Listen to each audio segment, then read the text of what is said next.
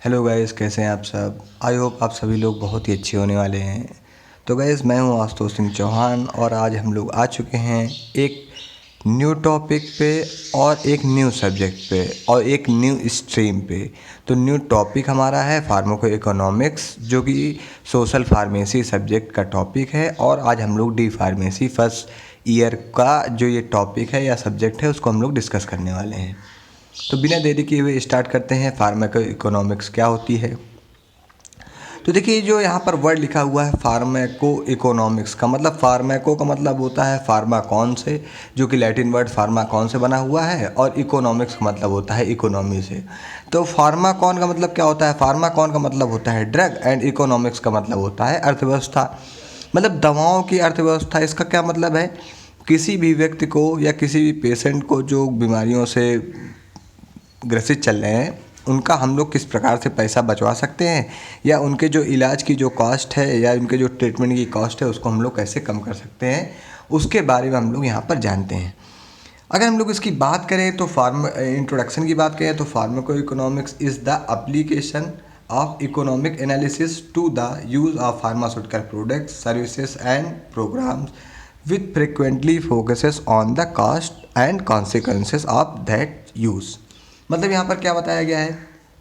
यहाँ पर बताया ये गया है कि जो फार्माको इकोनॉमिक्स है वह क्या है? एक अनुप्रयोग है, यानी एप्लीकेशन है, मतलब एक अनुप्रयोग है। किसका अनुप्रयोग है? इकोनॉमिक एनालिसिस का। मतलब जहाँ पर हम लोग अर्थव्यवस्था को क्या करते हैं, मतलब मेडिसिन की जो अर्थव्यवस्था है उसको हम लोग क्या करते हैं? एनालिसिस करते हैं। वहाँ पर अब हम लोग क्या एनालिसिस करते हैं? हम लोग वहाँ पर एनालाइज करते हैं कि यूज़ ऑफ फार्मास्यूटिकल प्रोडक्ट्स, मतलब कोई प्रोडक्ट जो फार्मास्यूटिकल प्रोडक्ट्स है, या कोई फार्मास्यूटिकल सर्विस है, या कोई फार्मास्यूटिकल प्रोग्राम है, या कई सारी जो चीज़ें हैं वो जो चलाई जा रही हैं, उनमें क्या उनकी जो कॉस्ट है वो, और क्या उनके कॉस्ट के होने से नतीजे आ रहे हैं, उनके बारे में हम लोग यहाँ पर क्या करते हैं? एनालिसिस करते हैं। मतलब अगर किसी दवा की कॉस्ट इतनी रखी गई तो वहाँ पर कितना आउटकम आया, कितने लोग उसको ख़रीद पा रहे हैं, कितने लोग उसको ख़रीद नहीं पा रहे हैं, उसके बारे में यहाँ पर बात की गई है।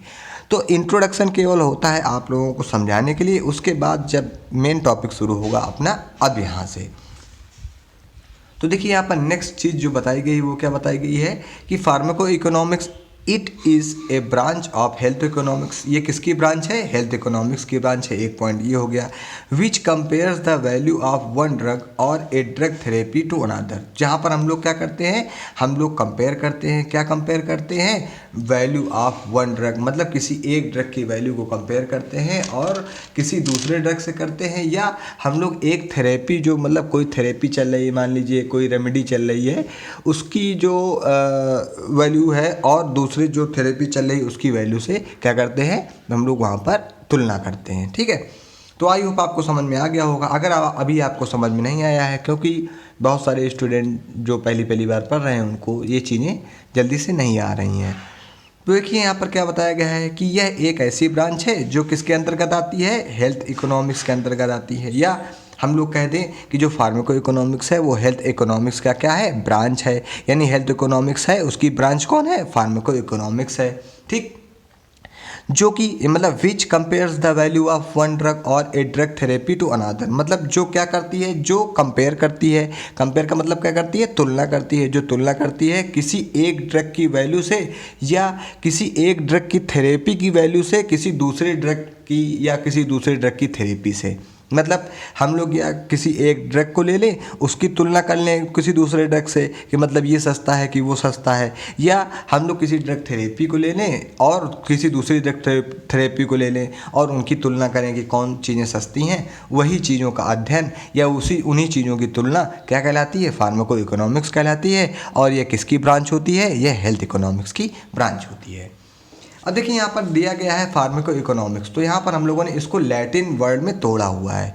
तो फार्माको इकोनॉमिक्स का क्या मतलब होता है? ये दो वर्ड से मिलकर बना हुआ है। एक बना हुआ है फार्माकॉन, एक बना हुआ है ओइकोनोमिया।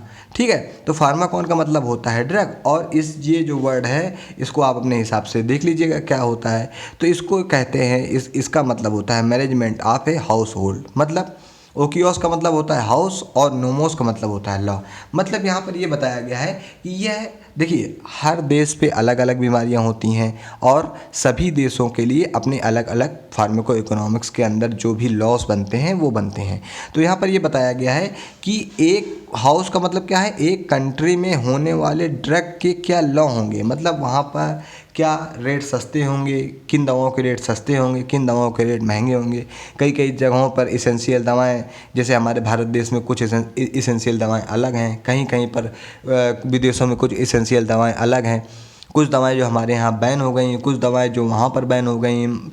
तो इस तरीके से अलग अलग देश का अलग अलग अपना सिनेरियो है, तो उसी हिसाब से अलग अलग देश के हिसाब से उनकी फार्माको इकोनॉमिक्स बनती रहती है। तो अब यहाँ पर देखो ये बताया गया है कि एनालिसिस, तो फार्माको इकोनॉमिक एनालिसिस इन्वॉल्व, तो फार्माको इकोनॉमिक्स की जो एनालिसिस है वो कहाँ कहाँ पर इन्वॉल्व रहती है, तो उसके बारे में जानते हैं। तो चूजिंग ए पर्सपेक्टिव, मतलब एक जो पर्सपेक्टिव है उसको चूज़ करने के लिए, मतलब हम लोग इस पर्सपेक्टिव पर काम करना चाहते हैं या हम लोग कहें इस मोटिव पे काम करना चाहते हैं या कोई उद्देश्य पे काम करना चाहते हैं, तो उसको क्या करना, उसको चूज़ करने में हेल्प करना या उसको चूज़ करने के लिए प्रेरित करना।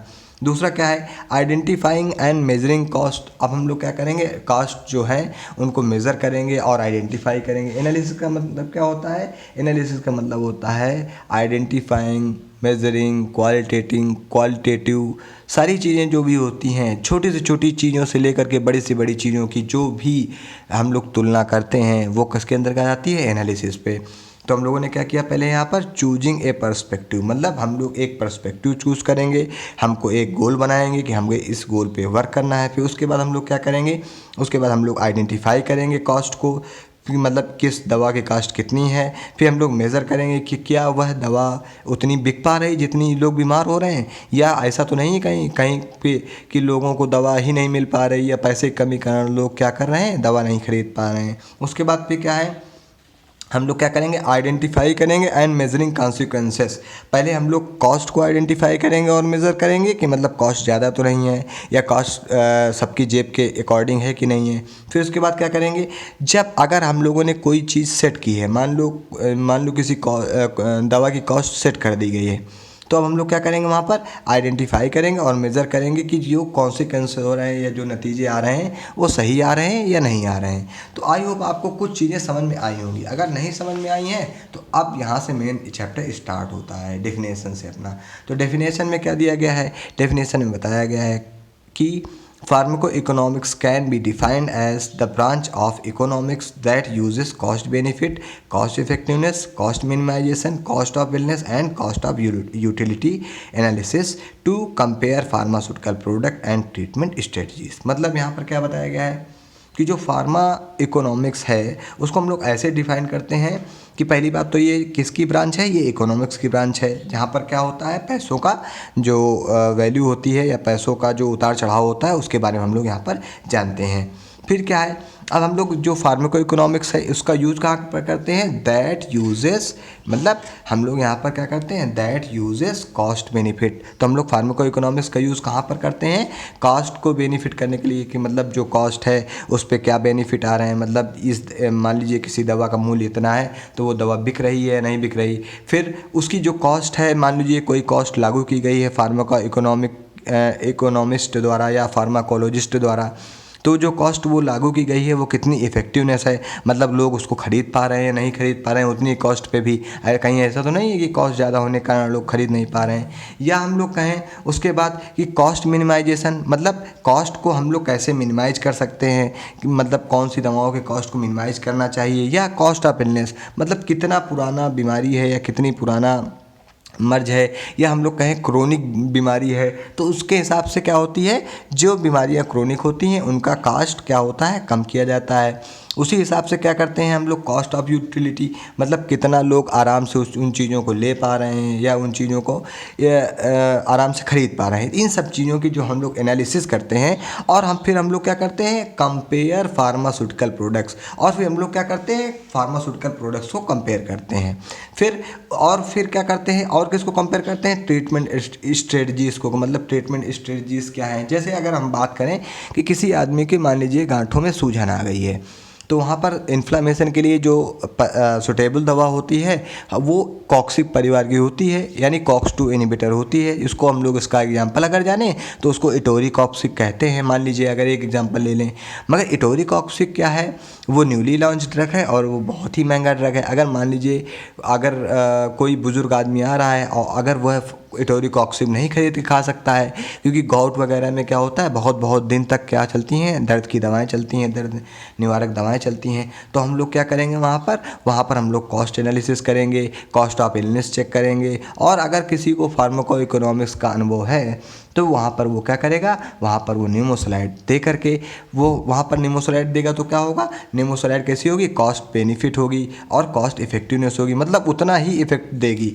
कॉस्ट है तो कॉस्ट के कारण जो इफेक्ट आने चाहिए वो उतने ही आएंगे, उतने ही अच्छे इफेक्ट आएंगे। मगर ये नहीं कह सकते कि इटोरीकॉक्सिब से अच्छा निमोसलाइड वर्क कर देगी। मतलब जिस प्रकार से कॉस्ट है उस प्रकार से जो इफेक्टिवनेस है उस दवा की वो अच्छी आने वाली है। फिर उसके बाद क्या है, कॉस्ट मिनिमाइजेशन भी हो जा रही है। देखिए निमोसलाइड का पत्ता लगभग 10 या 20 रुपए का मिल रहा है, मगर वहीं इटोरीकॉक्सिब का जो स्ट्रिप है या पत्ता हम लोग कहें उसके कीमत की बात, तो वो लगभग 100 या 120 रुपए का मिल रहा है, या 50-60 रुपए का मिल रहा है। तो बहुत बड़ा अंतर है। देखो कॉस्ट मिनिमाइजेशन भी हो जा रही है। अब क्या है, कॉस्ट ऑफ इलनेस का मतलब क्या है, जैसे किसी पेशेंट को गाउट हो गया है, मतलब गठिया बात हो गया है, तो अब उसकी जो बीमारी है वो तो क्रोनिक है। तो उस हिसाब से भी हम लोग क्या करते हैं, फार्माको इकोनॉमिक्स में दवाओं की डिज़ाइन करते हैं कि जो पेशेंट है वो आराम से उन चीज़ों को खरीद पाए। ठीक है, अब आई होप आप लोगों को चीज़ें समझ में आने लगी होंगी। फिर यहाँ पर आगे एक हम लोगों ने चीज़ लिखी हुई है, नोट में क्या बताया गया है, it's need is undeniable specially in developing countries. तो जो फार्माको इकोनॉमिक्स की जो नीड है यानी जो आवश्यकता है वो अनडिनाइबल है। क्यों अनडिनाइबल है, क्योंकि वहाँ पर हम लोग उसको डिनाई नहीं कर सकते। हम लोग ये नहीं कह सकते कि नहीं हमें फार्माको इकोनॉमिक्स नहीं चाहिए, हमें चाहिए ही चाहिए। और किन देशों में चाहिए, जो स्पेशली क्या है, डेवलपिंग कंट्री हैं, मतलब जो अभी डेवलपिंग कंट्रीज़ में है, मतलब वो डेवलप कर रहे हैं, मतलब वो क्या कहें एक प्रकार से पिछड़े हुए हैं। तो वहाँ पर हम लोगों को क्या करना चाहिए, इसकी नीड है और उसको हम लोग डिनाई नहीं कर सकते हैं। यहाँ पर ये नोट हो गया था। फिर उसके बाद यहाँ पर क्या दिया गया है, pharmacoeconomics research is the process of identifying, measuring, comparing the cost, risk, benefits of programs, services and therapies and determining which alternative produces that best health outcome for the resources invested। मतलब यहाँ पर ये बताया गया है कि जो pharmaco economics research है वो क्या है। तो यहाँ पर ये बताया गया है जो फार्माको इकोनॉमिक्स रिसर्च है ये कैसा प्रोसेस है, ये प्रोसेस है आइडेंटिफाइंग का। मतलब फार्माको इकोनॉमिक्स में हम लोग क्या करते हैं, ये एक ऐसा प्रोसेस जहाँ पर हम लोग दवाओं को आइडेंटिफाई करते हैं, उनको फिर मेजर करते हैं और कंपेयर करते हैं। तो आइडेंटिफाई में क्या आइडेंटिफाई करेंगे कि कौन सी दवाएँ कहाँ पर चलने वाली हैं। मेजर क्या करेंगे, उनका जो उनका थेरापेटिक वैल्यू है वो कितना है। मतलब ऐसा तो नहीं कहीं पर जो चीज़ें हम लोग कंपेयर कर रहे हैं या आइडेंटिफाई कर रहे हैं उनमें जो उनका जो थेरापेटिक इंडेक्स का जो मेज़रमेंट है वो बहुत ऊपर नीचे है। मान लीजिए किसी का बहुत थेरापेटिक जो इंडेक्स है वो बहुत ऊपर है और जो दूसरी दवा हम लोग उसकी जो मेज़र में ला रहे हैं वो उसका थेरापेटिक इंडेक्स जो है बहुत नीचे है। तो मेज़र भी करते हैं वहाँ पर और कंपेयर करते हैं कि मतलब जो कंपेयर है उन दोनों की कास्ट में। मतलब जैसे हम लोगों ने बात की निमोसलाइड की और इटोरीकॉक्सिब की, तो निमोसलाइड की वैल्यू 10 रुपये का पत्ता है और मान लीजिए इटोरीकॉक्सिब का 50 रुपये का है। तो पहले हम लोग क्या करेंगे, दवाओं को आइडेंटिफाई करेंगे कि मतलब हम लोग इन दवाओं को कहाँ पर दे सकते हैं।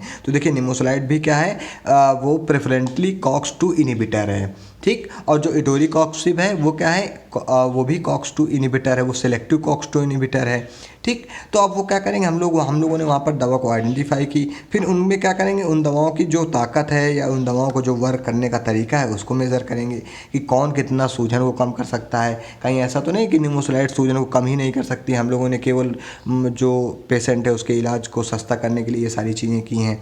तो हम लोग क्या करेंगे, वहाँ पर मेज़र करेंगे। फिर क्या करेंगे, हम लोग उनकी जो कॉस्ट है उसको कंपेयर करेंगे कि क्या कॉस्ट है। हम लोग जैसे मान लीजिए निमोसलाइड दे रहे हैं और वहाँ पर हल्का सा रिजल्ट भी हम लोगों को सूजन में कम मिल रहा है या इन्फ्लेमेशन हल्की सी कम हो पा रही है इटोरीकॉक्सिब के स्थान पर, तो वहाँ पर हम लोग ये भी चीज़ें तय करेंगे कि क्या वहाँ पर जो आउटकम्स आ रहे हैं जो कॉस्ट के हिसाब से वो अच्छे आ रहे हैं कि नहीं आ रहे हैं। भाई 10 रुपये में आपको अगर मान लीजिए 70-80% रिजल्ट मिल रहे हैं और आपको 50 रुपये में 90% रिजल्ट मिल रहे हैं, तो इससे बढ़िया है कि आप 10 रुपये की टेबलेट खा कर के ही अपना वर्क वहाँ पर कर सकते हैं। फिर उसके बाद हम लोग और क्या वहाँ पर आइडेंटिफाई करेंगे, वहाँ पर हम लोग चेक करेंगे कि रिस्क कितना है, कि निमोसोलेट देने पे ज़्यादा रिस्क है कि एटोरिकॉप्सिब देने पे ज़्यादा रिस्क है, या हम लोग कोई जो नया ड्रग खोज रहे हैं उस पर क्या रिस्क का जो रेशियो है उसको देखेंगे। फिर उसके बाद देखेंगे कि बेनिफिट्स क्या आ रहे हैं। तो बेनिफिट्स वही कॉस्ट का बेनिफिट्स आता है, मतलब जो हम लोग फार्माको इकोनॉमिक्स का प्रोग्राम चला रहे हैं उस प्रोग्राम को चलाने के बाद वहाँ पर क्या बेनिफिट आ रहे हैं, मतलब क्या फ़ायदे आ रहे हैं, कि मतलब जो पेशेंट को दवाएँ सस्ती हो रही हैं या रिजल्ट अच्छे मिल रहे हैं कि नहीं मिल रहे हैं। इन सारी चीज़ों को हम लोग क्या करेंगे, इन सभी चीज़ों के जो बेनिफिट्स हैं उनको हम लोग इस प्रोग्राम के अंतर्गत देखते हैं। तो ये सारी चीज़ें हैं। अब इनके बाद यहाँ पर क्या बताया गया है, यहाँ पर ये बताया गया है कि also determining a new drug has any clinical advantage over the existing treatment. मान लीजिए कोई एक ट्रीटमेंट चल रहा था, जैसे मान लीजिए वहाँ पर मान लीजिए हम लोग मानते हैं कि हम लोग पैरासीटामॉल 500 mg पहले खा रहे थे। ठीक कुछ दिन बाद पैरासीटामॉल 500 mg धीरे धीरे वर्क करना कम कर दिया, हम लोगों को क्या करनी पड़ी, डोज बढ़ानी पड़ी। मान लीजिए फिर पैरासीटामॉल दिन में 3 बार देनी पड़ने लगी 500 mg की। तो अब हम लोगों ने क्या किया, जो अपनी एक नई दवा है उसकी डिस्कवरी की, या हम लोग कहें कि हम लोगों ने उसी पर थोड़ा सा वर्क किया और पैरासीटामॉल को 650 mg की क्या कर दी, डोज बना दी। तो हम लोग वहाँ पर क्या करेंगे, हम लोग वहाँ पर ये भी डिटरमाइन करेंगे कि जो न्यू ड्रग हम लोग बना रहे हैं, जो न्यू ड्रग हम लोग लॉन्च करने वाले हैं, उस ड्रग के क्या आउटकम है, यानी क्या क्लिनिकल एडवांटेज हैं, मतलब क्या उनके क्लिनिकल फ़ायदे आ रहे हैं जो अभी ट्रीटमेंट चल रहा था। मान लो हम लोग कह दें कि किसी आदमी को सूजन है, ठीक, अब वहाँ पर एक वेटनरी में दवा आती है फ्लूनेक्सिन मैग्लूमाइन, ठीक, और वहाँ पर एक दवा और आती है मेलॉक्सिकेम। तो पहले क्या होता था, पहले चलती थी मेलॉक्सिकेम, पैरासीटामॉल, सेरेसियोपेप्टिडेज करके दवाएं, 3 दवाओं का कॉम्बिनेशन चलता था जो कि दर्द, सूजन, बुखार में काम करती थी। मगर अब क्या हुआ, एक नया ड्रग लॉन्च हुआ फ्लूनेक्सिन मैग्लूमाइन। तो फ्लूनेक्सिन मैग्लूमाइन में हम लोग क्या करेंगे, उसकी जो डिटरमाइन करेंगे कि क्या क्लिनिकल एडवांटेज कितने हैं। मतलब ऐसा तो नहीं है कि कहीं हम लोग नई दवाएँ लॉन्च कर रहे हैं और उनके जो क्लिनिकल एडवांटेज हैं वो पुरानी दवाओं के समान ही हैं या उनके इतना ही वर्क कर रहे हैं। तो ये सारी चीज़ें भी हम लोग क्या करने हैं, वहाँ पर देखते हैं।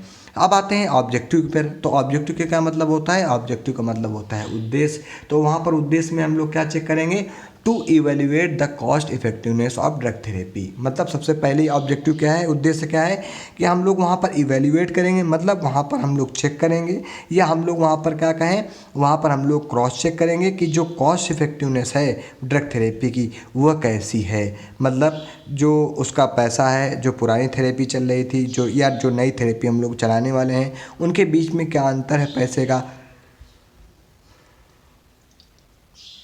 या कोई पेशेंट है वो गरीब है और वहाँ पर हम लोग क्या कर रहे हैं, दवाओं को बदल रहे हैं, तो हम लोग वहाँ पर उनकी कॉस्ट इफ़ेक्टिवनेस को देखेंगे, तो उसका भी एक ऑब्जेक्टिव आ जा रहा है। या हम लोग दूसरी बात करें, to overcoming the drug compliance, adherence and therapeutic failure. और इसका मेन ऑब्जेक्टिव क्या होता है, देखिए फार्माको इकोनॉमिक्स का मतलब क्या होता है, हम लोग वहाँ पर कॉस्ट मिनिमाइजेशन कर रहे हैं, कॉस्ट इफेक्टिवनेस भी कर रहे हैं, और क्या कर रहे हैं, कॉस्ट बेनिफिट को भी चेक कर रहे हैं। उसके बाद हम लोग क्या कर रहे हैं, कॉस्ट ऑफ इलनेस भी चेक कर रहे हैं, कॉस्ट ऑफ यूटिलिटी भी चेक कर रहे हैं। तो इन सब चीज़ों को देखने का मतलब क्या है, इनका मेन जो मतलब है या जो मेन हम लोग कहें उद्देश्य है वो क्या है, टू ओवरकमिंग। मतलब टू ओवरकमिंग का मतलब क्या है, कम करना। किसको कम करना, ड्रग कंप्लायंस, मतलब ड्रग जो भी व्यक्ति आराम से दवाएं नहीं ले पा रहा है या जिसके पास पैसे नहीं है, इन सब चीज़ों को भी कम कर सकते हैं। या ड्रग एडहेरेंस, ड्रग एडहेरेंस का मतलब क्या होता है कि कोई भी मान लीजिए बुजुर्ग आदमी है, उसके पास दवाओं के लिए पैसे नहीं हैं, तो वो क्या करते हैं, जो दवाएं दिन में 3 बार 4 बार लेनी होती थी उनको वो बेचारे 2 ही बार ले रहे हैं अपना पैसा बचाने के लिए। तो जिसके कारण क्या हो जा रहा है, ड्रग एडहेरेंस हो जा रहा है। मान लीजिए हम लोग ड्रग एडहेरेंस की बात करें, कोई बुजुर्ग व्यक्ति है वो टीबी की दवाएं खा रहा है और टीबी की दवाओं में वो आइसोनियाजिड नामक जो दवा है वो ले रहा है, ठीक। अब वो दवा मान लो दिन में 2 बार चल रही है। अब वो दवा का पत्ता अगर मान लीजिए टीबी का जो इलाज है वो 2 साल का होता है। अब अगर कोई गरीब आदमी है, उसके पास पैसे की कमी है, तो वो 2 साल लगातार इलाज कैसे कर पाएगा।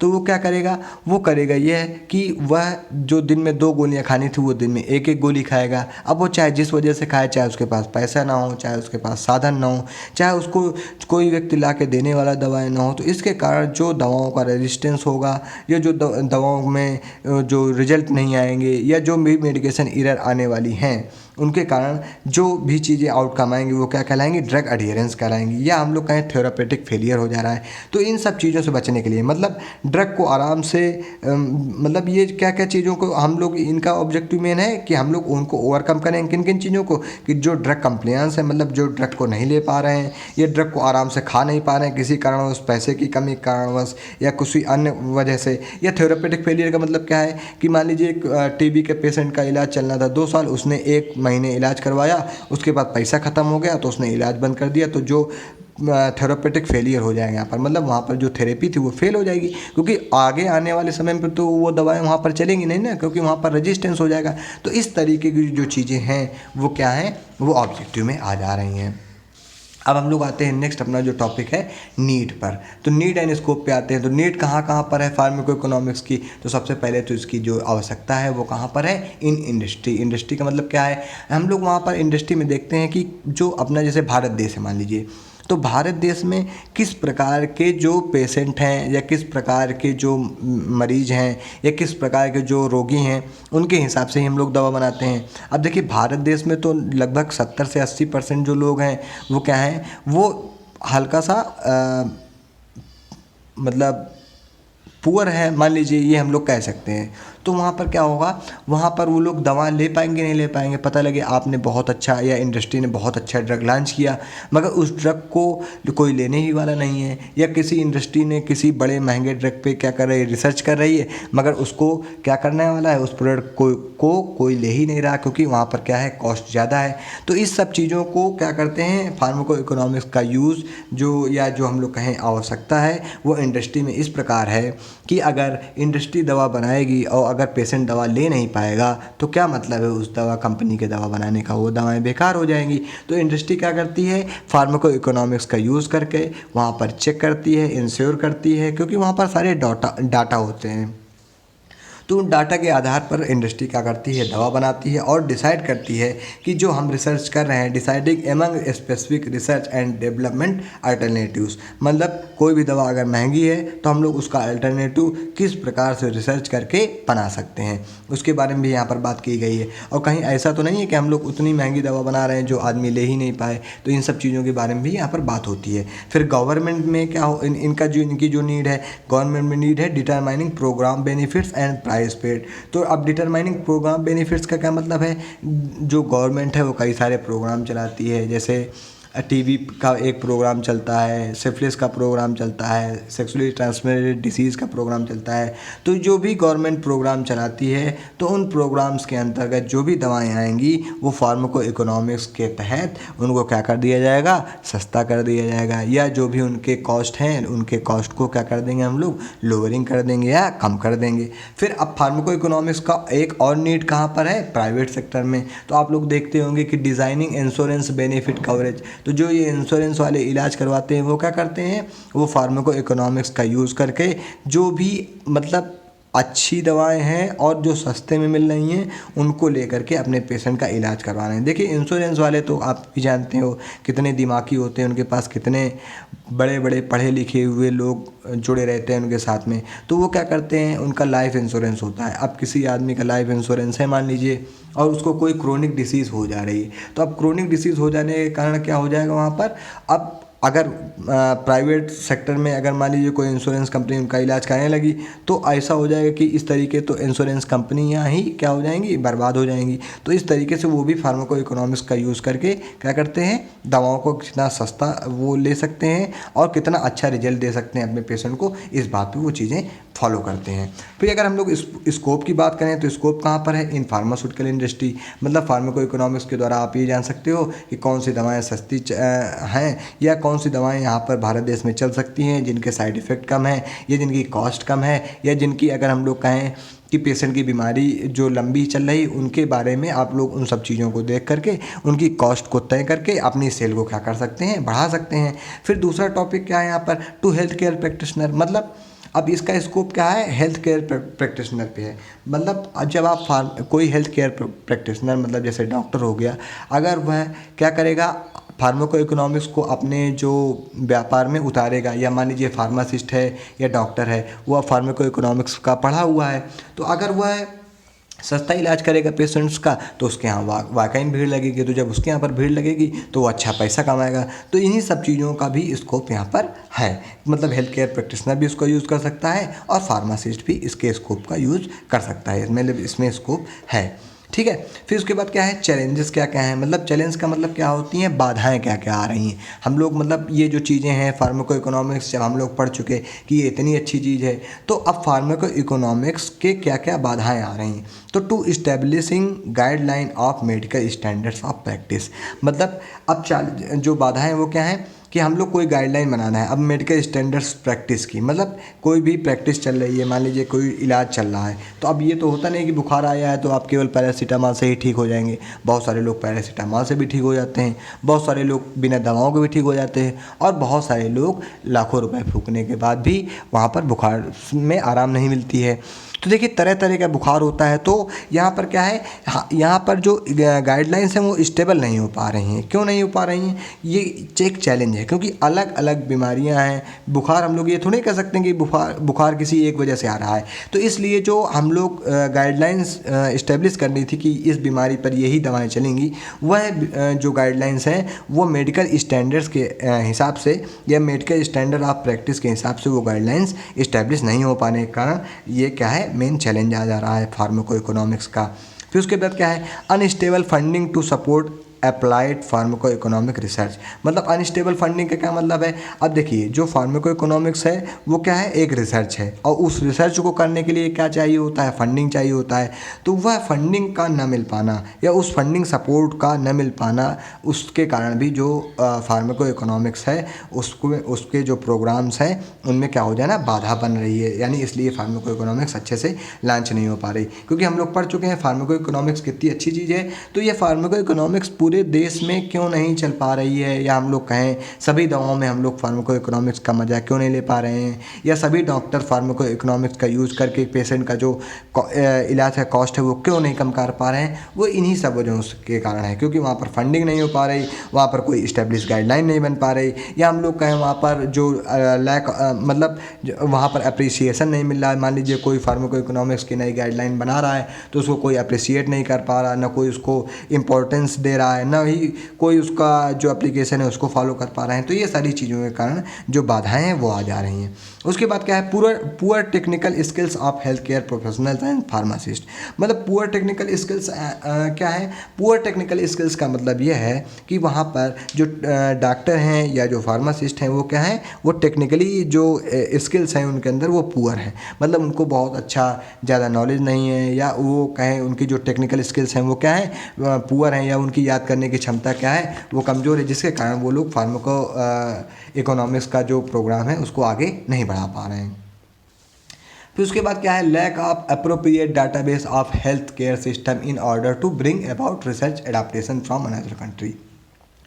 तो अपने देश में जो भारत देश है वहाँ पर क्या है, लैक ऑफ अप्रोप्रिएट मतलब पर्याप्त डाटाबेस बीमारियों का ना हो पाने के कारण, या जो भी डाटाबेस है जैसे कौन से पेशेंट दवा नहीं ले पाए, या किन पेशेंटों ने किस समय दवा छोड़ दी, या किन पेशेंटों ने कितनी दवा ली, या किन पेशेंटों ने दवा ही नहीं ले पाए, या उनकी थेरेपी फेल हो जाए, ये सारा जो डाटाबेस है वो अपने भारत देश में क्या है, वो लैक ऑफ अप्रोप्रिएट है, मतलब पर्याप्त डाटा ना हो पाने के कारण हम लोग क्या करते हैं, दूसरे देशों से उसका डाटा मंगवाते हैं उन बीमारियों का।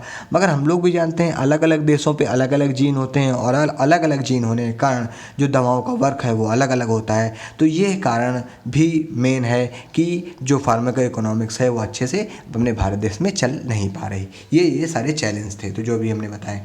अगर एप्लीकेशन की बात करें तो एप्लीकेशन क्या है, एप्लीकेशन का मतलब होता है अनुप्रयोग। तो अब अनुप्रयोग में क्या है कि कोई भी प्रैक्टिशनर अगर फार्माको इकोनॉमिक्स का यूज़ अपने प्रैक्टिस में करता है, या कोई भी फार्मासिस्ट फार्माको इकोनॉमिक्स का यूज़ अपने प्रैक्टिस में करता है, तो वह क्या पाता है, वह यह पाता है कि उसकी प्रैक्टिस सेटिंग जो है, यानी उसको जो उसके इलाज जो नंबर ऑफ़ पेशेंट्स हैं, अगर वो सस्ता इलाज करता है, फार्माको इकोनॉमिक्स के माध्यम से इलाज कर रहा है, या फार्माको इकोनॉमिक्स को पढ़ करके समझ करके इलाज कर रहा है, या फार्मासिस्ट फार्माको इकोनॉमिक्स के हिसाब से दवाएं बेच रहा है, तो उन दोनों का ही फ़ायदा होने वाला है। देखिए, जब आप सस्ती दवाएं बेचेंगे, आप सस्ती दवाएं करेंगे, तो वहाँ पर जो नंबर ऑफ़ पेशेंट्स हैं वो बढ़ते जाएंगे, क्योंकि हर आदमी आज पैसे की मार से परेशान है। इसलिए पेशेंट क्या होंगे, आपके पास नंबर ऑफ़ पेशेंट ज़्यादा आएंगे और आप कम पैसा ले करके भी ज़्यादा पैसा वहाँ पर कमा सकते हैं। उसके बाद add in clinical and policy decision making. जब आप फार्माको इकोनॉमिक्स का यूज़ करेंगे तो आप वहाँ पर एक clinical and policy decision making कर सकते हैं। मतलब वहाँ पर आप कोई पॉलिसी बना सकते हैं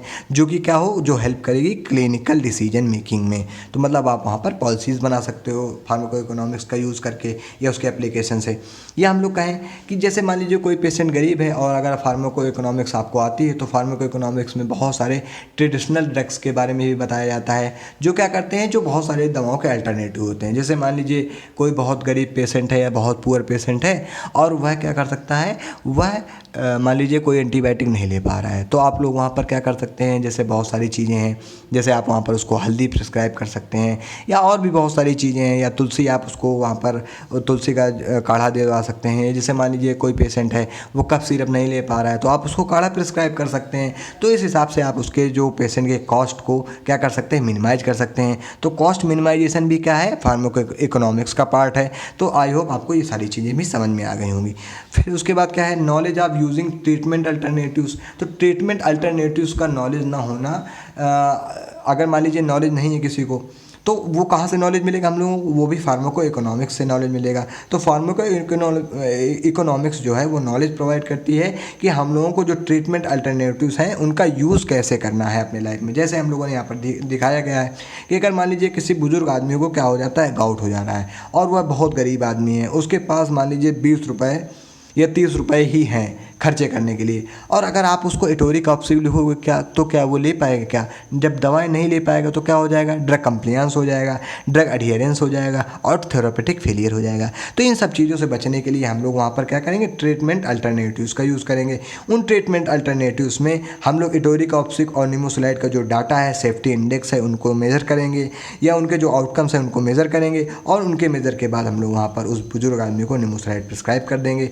फिर जिससे कि क्या होगा, उस बुजुर्ग का इलाज भी हो जाएगा और वह पेशेंट धीरे धीरे उसको आराम भी मिलेगी और वो ठीक होने के चांसेस भी बढ़ने लगेंगे, और ड्रग एडियरेंस जैसे या ड्रग कंप्लायंस जैसी जो भी समस्याएं हैं, जो चैलेंज में आ रहे थे, वो सारी चीज़ें नहीं होंगी। तो आई होप दोस्तों आपको ये सारी चीज़ें समझ में आई होंगी। तो हम लोगों ने यहाँ से जो अपना ये टॉपिक था फार्माको इकोनॉमिक्स पूरा ख़त्म कर दिया है। तो शुरुआत के शायद वीडियो आप लोगों को न समझ में आया हो 4-5 मिनट का, क्योंकि वहाँ पर वो इंट्रोडक्शन था, तो बहुत सारी भूमिकाएं बनानी पड़ती हैं चीज़ों को समझाने के लिए। तो आई होप आपको ये सारी चीज़ें समझ में आ गई होंगी। तो बहुत बहुत धन्यवाद दोस्तों, हार्दिक आभार, नमस्कार।